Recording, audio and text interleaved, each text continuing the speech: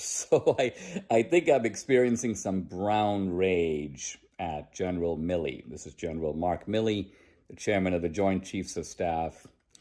And I'm just thinking about this puffed up peacock, this Pied Piper, this meddled buffoon sitting up there and saying with this oracular authority stuff that is manifestly false.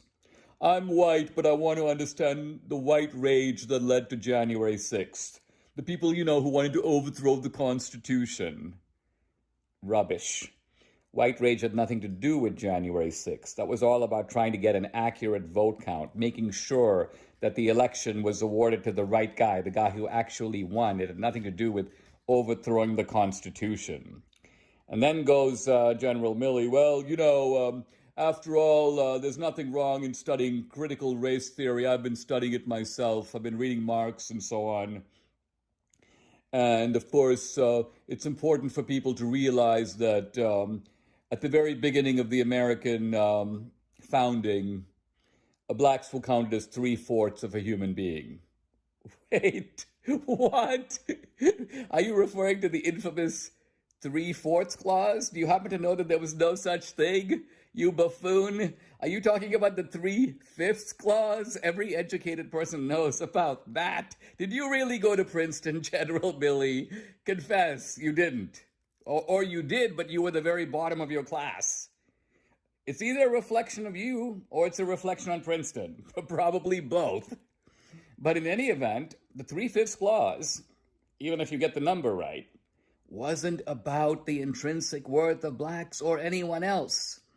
It actually had to do with an argument over political representation. The North wanted blacks to count for 0. Get that into your thick head. The South wanted blacks to count for 1. And the compromise, which resulted from back and forth on both sides, was 3/5.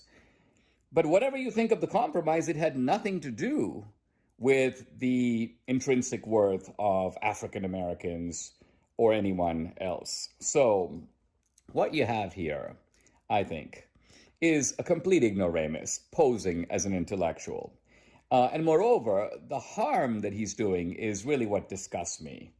Because I think that who would want to join the military when you become demonized by your own leaders in this way? I'm really glad that the guys who stormed the beaches at Normandy couldn't listen to this guy, because they would jump back in their boats and head home in disgust. So it's a pity that we've got this woke character representing and supposedly defending this country against its enemies. I shudder to think of what he would be able to do against China. But apparently he's not worried about China. He's worried about the Oath Keepers and the Proud Boys and the 3%ers. He wants to unleash the military against, a handful of ragtag guys, because I guess he can then beat them and go, wow, I'm amazing. The United States is so powerful. We took out the Proud Boys. Yeah, it would all be funny if it wasn't so tragic.